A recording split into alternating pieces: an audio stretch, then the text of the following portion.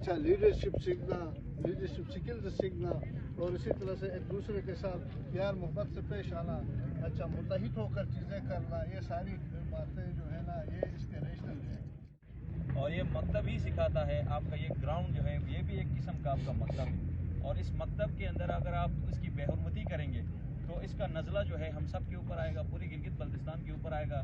اور اگر یہاں سے کچھ سیکھ کے جاتے ہیں تو اس مکتب کے اوپر نہیں بلکہ پوری گلگت بلتستان کا نام روشن ہوگا. اور ہو سکتا ہے کہ مستقبل میں آپ جو ہے وہ انٹرنیشنل لیول پر، نیشنل لیول پر جو ہے وہ جی بی کی نمائندگی جو ہے وہ آپ نے اس گراؤنڈ سے آپ نے سیکھ لی ہے. اور سر کی بات پر آپ نے بالکل